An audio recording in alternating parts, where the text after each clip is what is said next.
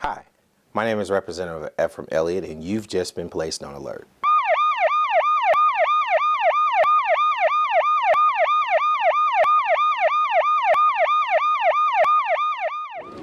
Welcome to the Elliott Alert. I am here at the Fatherhood Initiative with my dear friend Judge Wayman Brown, who is going to give us a message of encouragement. And I just want to ask Judge Brown, well, first I want to thank you for coming out. I just want to ask you, what makes it so important to be a father? I think it is our great responsibility. I think God gave us the ability to be fathers. Comes with that tremendous responsibility. And our species, our communities, our states, our nations cannot achieve its great potential unless everybody pulls his part. That's correct. And fatherhood is a big part of what makes us all succeed. Now, and being a father, because I'm a father as well, and I think we all feel that great accountability of being a father, and I think all fathers, true fathers, want to make sure that their families progress and move in the right direction. So what things would you say to our fathers to help them, encourage them, and move them in the right direction? There's no great responsibility. There's no tougher job. That's right.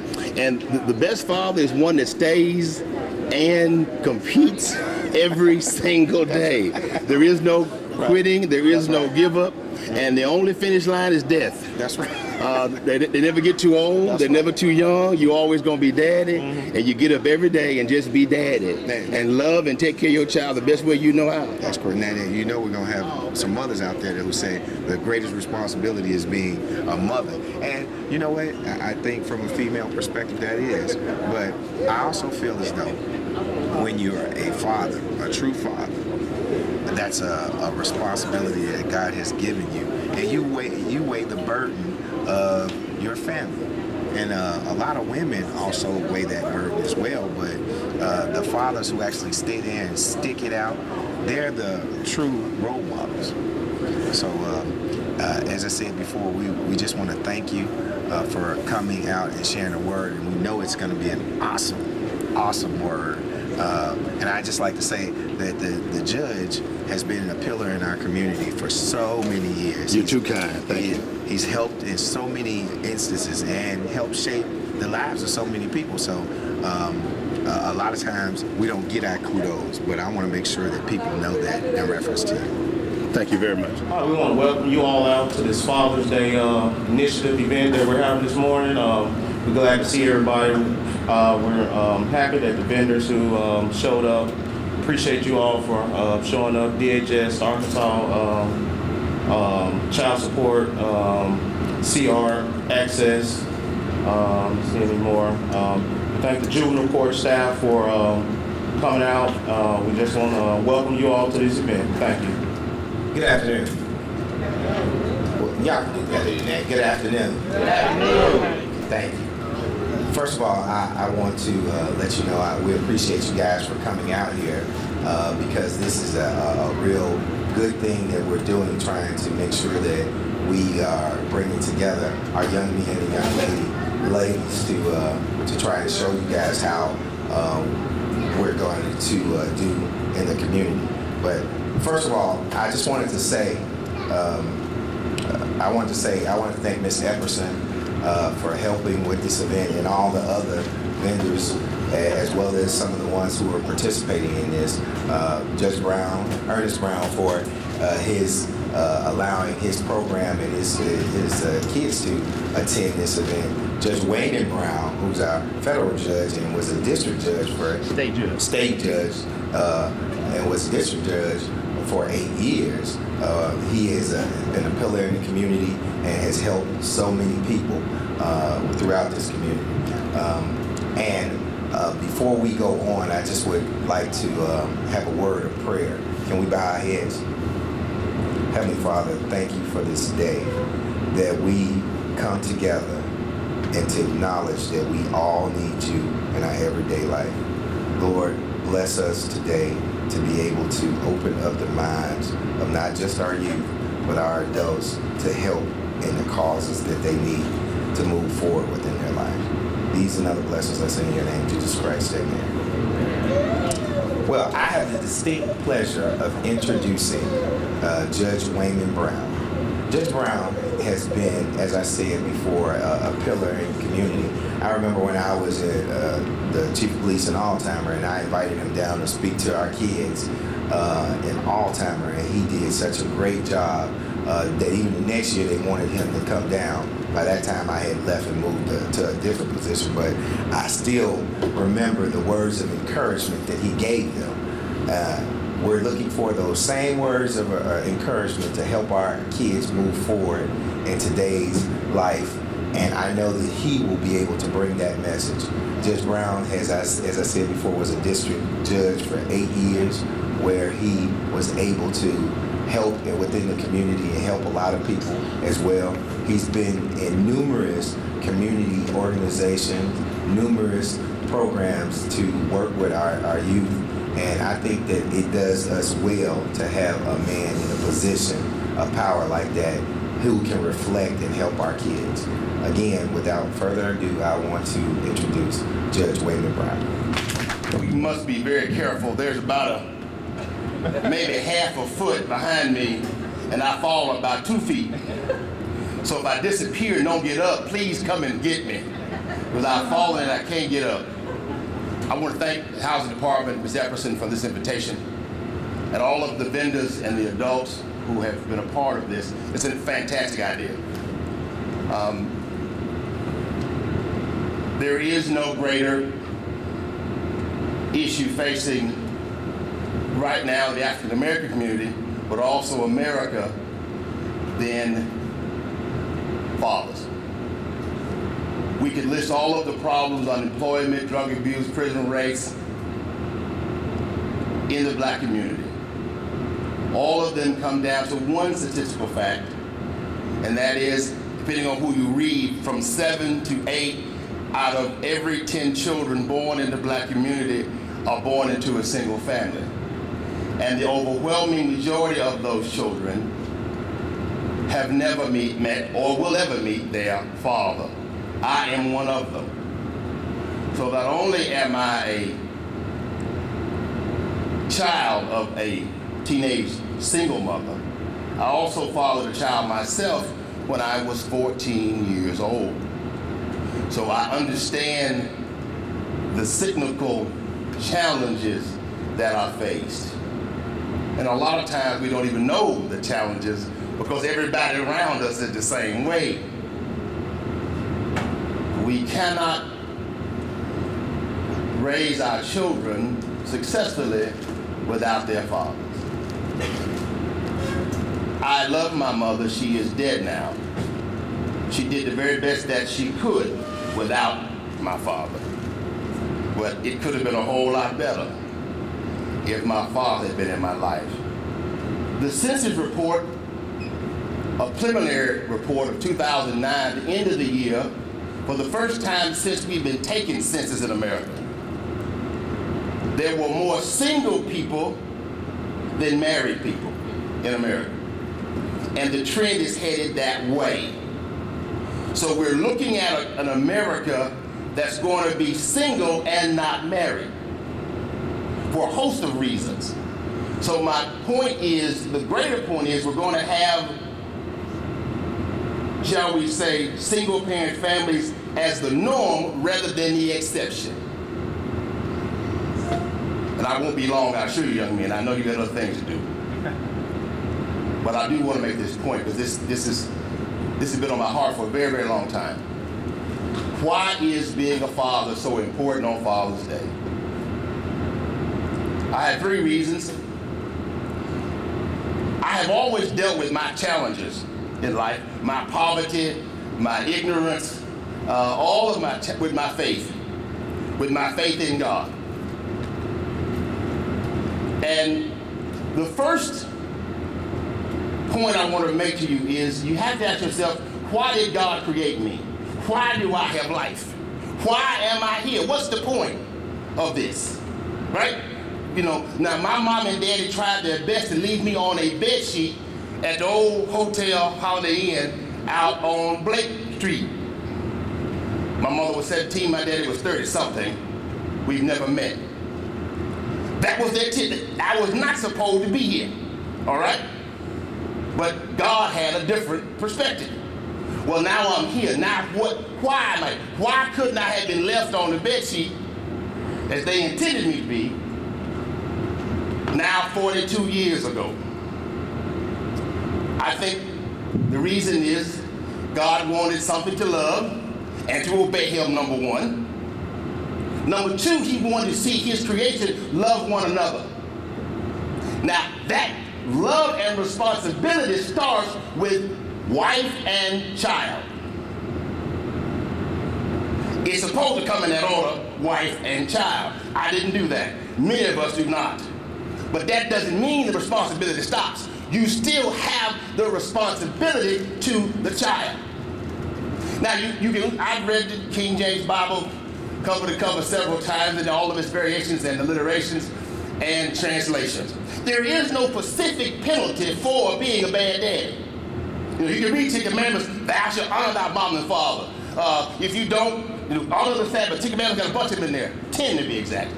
But you can read, there is no specific admonishments for being a bad daddy. But we know in our hearts, when you hold a baby in your arms that has come from your body, whether through semen or through the woman's birth canal, that is my greatest responsibility. There is no greater gift that God gave us than the gift to reproduce life. We can create airplanes and cars and buildings, but what gives you greater joy, power, and just awe than the ability to have life come from your body?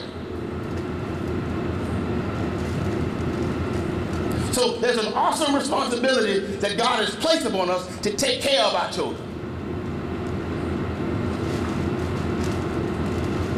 Number two is life success. My daughter now is 27 years old. We've had a rocky road because of the way I brought her in this world. Her mother was single and 17. I was single and 14. In this town, I don't have to describe to you what the struggle was. There is nothing I can accomplish. High judicial office, money in the bank, cars and houses. If when God calls me home, if I haven't done everything in my power to make that child successful, I have lived my life in vain. That TV camera scanned me back there, but luckily my mama is no longer here. My grandmother, my grandfather are dead as well. My grandfather disowned his 3 children by my grandmother most of their lives. He was married, he disowned them. I was in the 5th grade. He was in the bed dying of cancer. My mother was a nurse's aide and she lifted his body out of the bed. Of course, the flesh is falling off. He has bed sores, and she put him on the pot beside the bed. He was in his 90s. He called me Bo Cop. I don't know why or what that meant. He said, Bo Cop, never disown your children, because in the end of the day, they may be the very ones that have to wipe your behind. He didn't say behind, but I'm gonna clean it up for the camera. That made a strong impression on me, because you could see the guilt and the anguish in his 90-some-year-old body that he had disowned his children. And there they were, my mama and her 2 sisters, at his bedside. There was no other family left that had to wipe his body, feed him, and take care of him. These children, most of their lives, he flat out disowned.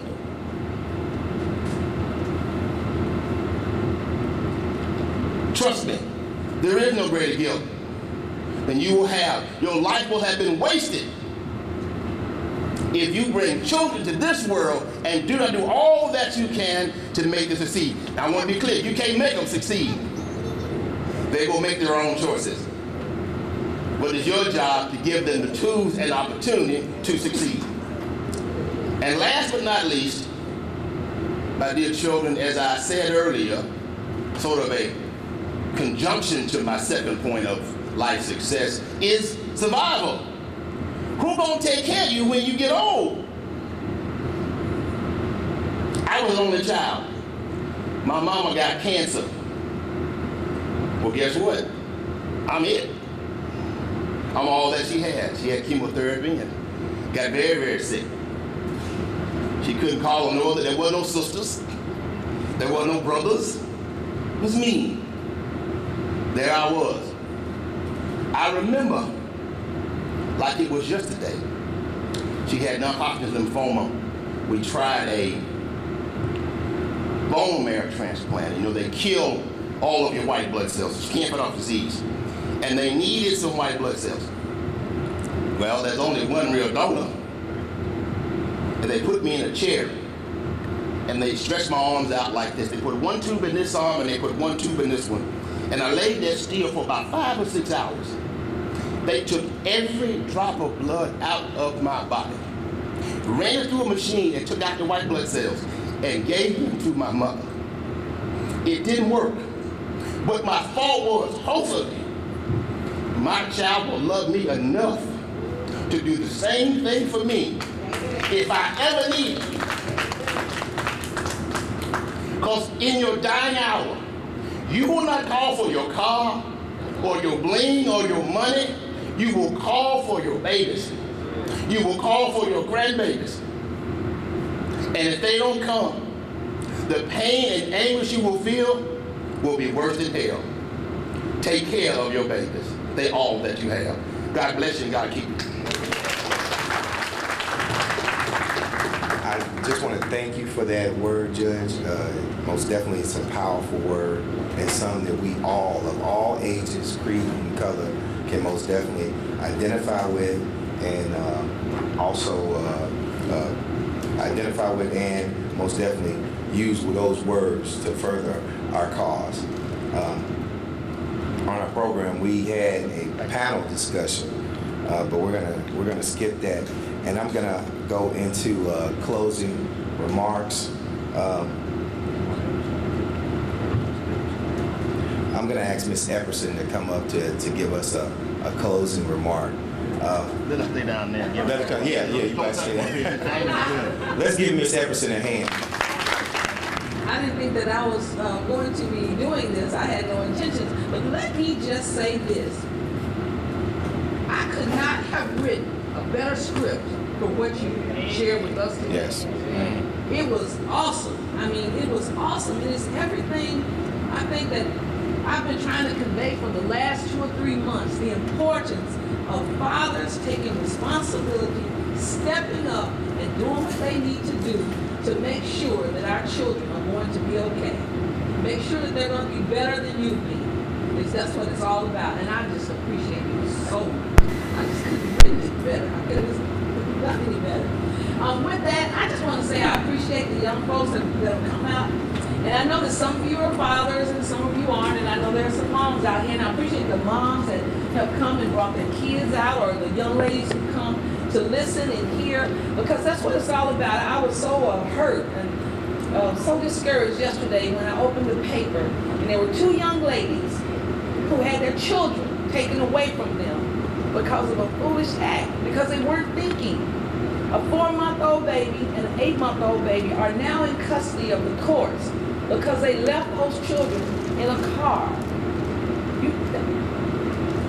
I know, I can only imagine that surely they did not, that was not their intention. They weren't trying to bring harm to their children, but that was so irresponsible.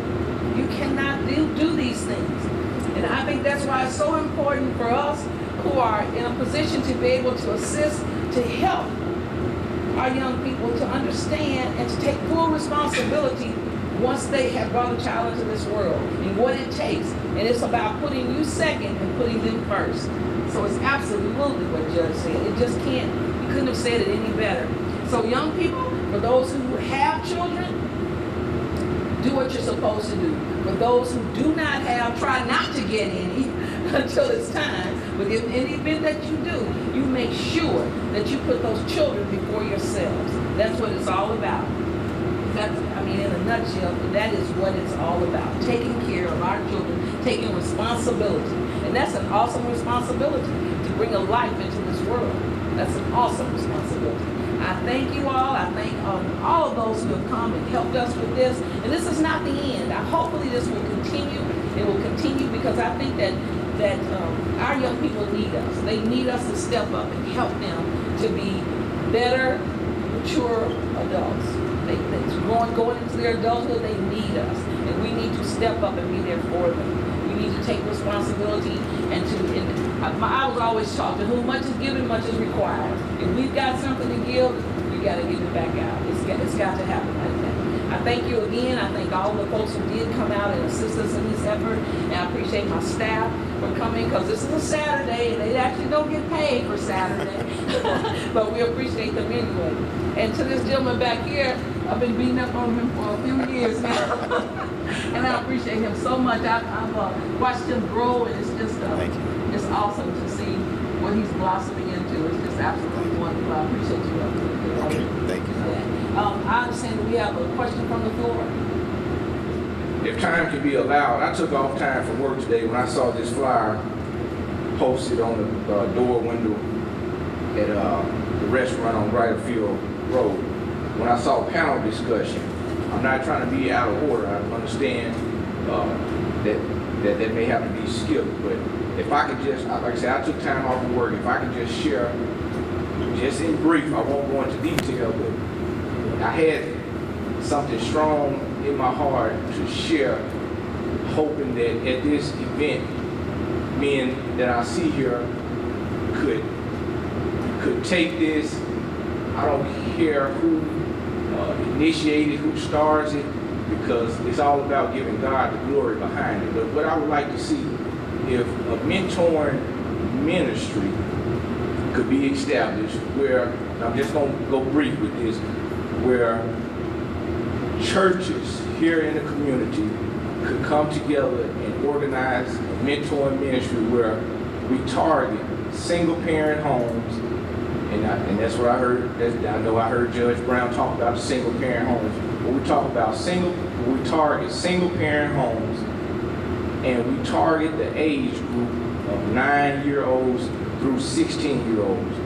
And this mentoring ministry will be designed where men in the churches, in the community, would take 2 or 3 young men under their wings and treat them as if they were their biological father. Whatever you would do with your son, whatever I would do with my son, whether it's taking them fishing, taking them to playtime pizza, but at the same time instilling morals in them, standards, values of life, teaching them how you should dress, where your pants should be, shaping them and molding them. Since their fathers are not doing it, I feel that it's enough men in all the churches we have here in this city where this could be organized. I understand it may have to be a detailed plan. It may have to be some paperwork where the men may have to have a background check because of the pedophiles and different things you see here in the community. And I think it's a way we could partner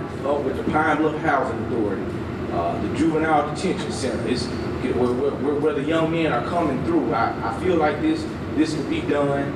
I don't know how to start it, but I said maybe if I come and just put this out, that it's other men and women that make it could take this. Like I say, I care. I don't care. I want to see it happen. I don't care who gets the credit for it, because I know what my rewards and awards are for me. And so I don't care about, like I say, who gets it going. I just like to see it going. And I talk about the young men.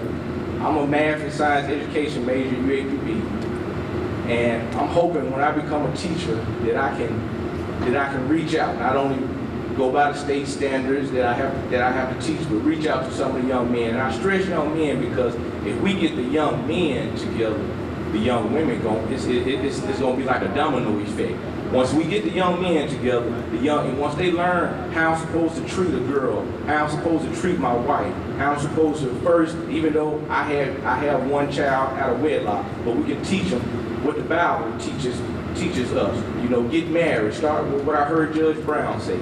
I thank you for giving me this opportunity to share this, and I hope, like I said, that we can actually make this happen. But anybody I don't like to say this. Actually, Mr. Cedric, out of this Father's Day initiative, the second phase of this is a mentoring program. So this will continue. So what we'll do, I'll get with you and get your name, and maybe you can sit on the committee where we can get that going. But the second component of the Father's Day initiative is mentoring. So we're in the process of getting that started. So we'll get with you and give you a call concerning that. Thank you. My name is Aaron Brunson. I'm the program coordinator for Access here in Pine Bluff. We're also partnering with the Pine Bluff Housing Authority. This program that you see here today is working with young men, but we're not limiting them to just the churches, because we have more than one denomination of young men out there. We're trying to cross all religious and all social backgrounds. Access is a teen pregnancy prevention program for both young men and young women. We don't advocate any specific church, synagogue, or any specific religious organization, but we do stress morals and family values and parenting. We are also working with the churches. We're trying to organize some of the churches. Many of our mentors are ministers, but we're not specifically targeting any particular religious group. But we're stressing moral values and parenting. I would like to say to God be the glory. This has been an awesome discussion, an awesome message. Young men, young ladies, I want y'all to understand the adults who have been up here are giving of themselves to you. That's an awesome thing, because so many times people will say that they don't have time. Well, we made time to do that. And we're both equally accountable to each other, because where there's a lack there of mother or father, the ones who God has touched to fill in that void are willing and able to do it. So what I really wish or pray that will happen from this is that who's ever been touched, use what you have to help each other.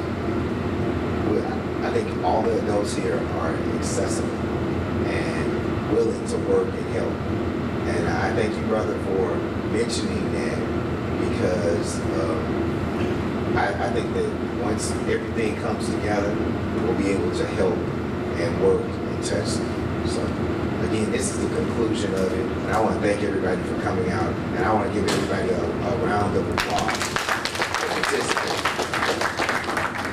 Again, I want to thank Ms. Epperson, because she has an awesome responsibility. She doesn't have to. God didn't have to put this on her heart. She could have been doing a whole lot of other things, and which her schedule is very hectic. But in her heart, God had placed this in it so that she could put this thing together. And whether 1 or 10 would have came, we're all going to participate, because somebody has been touched on this. Thank you, and I just want to leave with a word of prayer. Can we bow our heads? Heavenly Father, thank you for today and the message. Thank you for the words of encouragement. Thank you for touching someone or somebody in this room with the spirit of help and love. And God, as we go out and today in our community, let this message resonate throughout the community, throughout the world. These and other blessings I say in the name of Jesus Christ. Amen. I tell you, Your Honor, that was an awesome word. I knew that you would bring it. I'm speechless because I really believe that you really said some things that touched these kids here. And I hope so. yeah, I tried to be real. I tried to empower the message that we all make mistakes sometimes, but we can overcome those mistakes if we just stick with it. We have responsibility.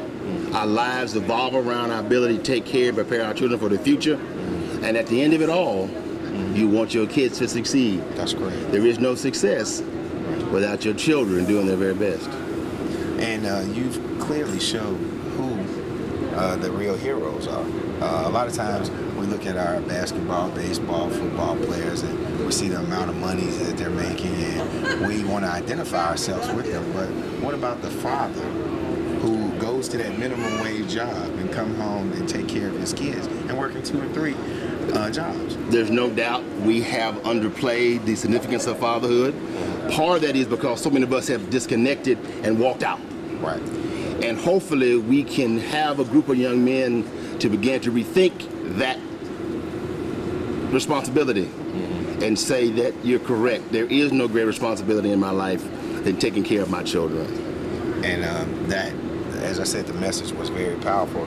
And sometimes people don't really understand that even giving of yourself means to go and say some things and talk to people how your lives are. Because a lot of times people look at us and say, oh, he's had a great life and he doesn't understand. But in all actuality, it takes going through some things to understand how we can help and motivate other people to bring them up. There's no doubt. My daughter right now is probably mad at me now for something I haven't done for her.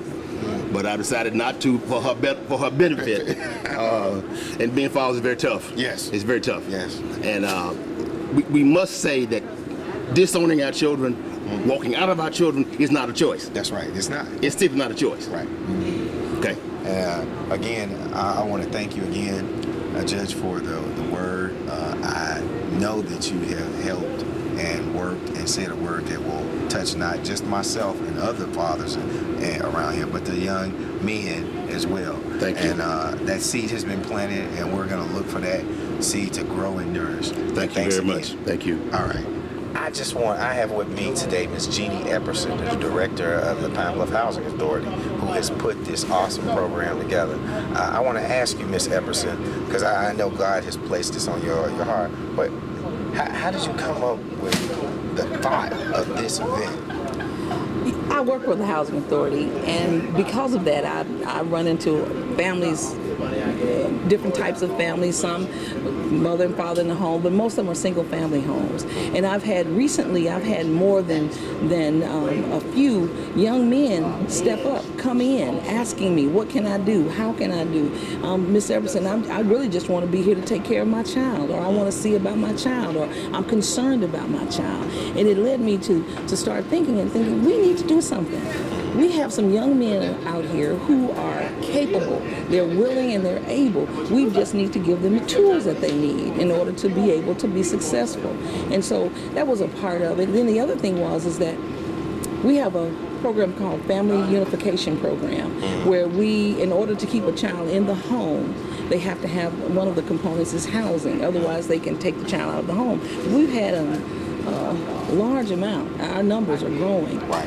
And my thought is that rather than that child going into a foster care system, if there's a dad out there that if he's empowered and that he can take that baby, even if it's for a little while, then let's do that. Let's not put the child into foster care, because with that goes lots of dollars. So it's a twofold. We're saving money, but we're also empowering our young men, and that baby has an opportunity to be with that father and still be with a family member. Well, I tell you, the Housing Authority, when they picked you to be the director, they did such an awesome thing, because I tell you, even the program that you're talking about and that you have spearheaded and put your all into, not everybody in the community, or not, we don't have these kind of programs everywhere. So I just want to personally thank you and offer my services as much as I possibly can, because again, that's a vision that you have, and that vision will expand and do more within the community. And if you help 1, 2, or 10, that's changing lives. Absolutely. And that is just so awesome. And that's exactly what God wants us to do. Exactly. And it's exactly what, as leaders in the community, what we should be. We should be doing. And I appreciate you, because every time I call you, you step up to the plate and came right in and assisted us in the efforts that in our efforts in trying to complete this task. And so I certainly appreciate you. I would rather be doing something of this nature as opposed to picking up the paper and saying something negative about our young men. So together we can make a difference. We can. I believe that 110%. And this is Ms. Jeannie Epperson with the Housing Authority, and this is her baby. She spearheaded and she whipped everybody else. This is our baby. Again, thank you. You're welcome. Thank you. I want this young man to introduce himself, because he works with the Department of Human Resources, and he heard the message, and I'm going to ask him, how did you first introduce yourself, and then tell me, what did you think about the word today? I'm Larry Lewis, the Area Director for the Department of Human Services, Department of Children and Family Services here in the Jefferson County area. One of the things that was inspiring about this message is that we had a messenger that has gone through what a lot of these young folks have went through, and from him they can see that you can still be successful. Yes, you stumble, but you can get up and be successful. And is caring about family. At this Father's Day weekend, he stressed them about family, caring about your family and taking care of your children. And I think that we couldn't have got a better message from a better messenger. So I'm really, really excited about everything that he said, and I think a lot of these young men is going to take it and run with it. And one thing that he spoke on that you guys deal with a lot in DHS is accountability. And I think he stressed that no matter what economic background you are, if you're accountable to your children, if you're accountable to your kids and your family, then everything will work out at some point. What do you think about that? I think that is so true in our community here. As he was saying, that the number of children born into a single family or single parents nowadays, it is critical at this point that even though they're born into a single family, that they still take care of their child. That's correct. That's correct. Again, I want to thank you for coming out. I want to thank DHS for participating in this, because again, I mean, this is a Saturday. You could have been doing any other thing, but you care enough about the community to come out, and we just want to thank you for that. Yeah. And I appreciate you all inviting us. The most important thing to us is seeing that every child in the state of Arkansas, Jefferson County, in this area, have an opportunity to reach their maximum potential. So if it means us working on Saturdays, that is no problem, because you have always been there for us. You're not a Monday through Friday guy. You're there to represent us and take care of us, and we appreciate you. So anytime we can help, we will be there. I have today one of our kids, one of the ones that I've mentored once before as well, Mr. Falcon here. He has his child here, and this is kind of what we were talking about in reference to fathers being accountable. This young man has brought his son to this program, and we want to ask him, how did you like the program? Well, when the judge came in, at first I kind of figured like, well, like, you know how some teenagers like, man, it's gonna be boring and all that type of stuff. When I came in, I think I through speaking, it kind of encouraged me to do better than what I did, better than I usually be, and make him seem like, okay, now that he said this is gonna make me just get on my job, make me a better father, so I could teach him how to be better than me when he get older. So when he told me that, when he said that, I kind of just looked at all like, well, I don't want him to just be like me, cause I know if he be like me, he gonna be in some bad predicaments and probably, you know, get locked up and be in all that type of stuff. And I don't want him like that. I want to grow up and be something like way better than me.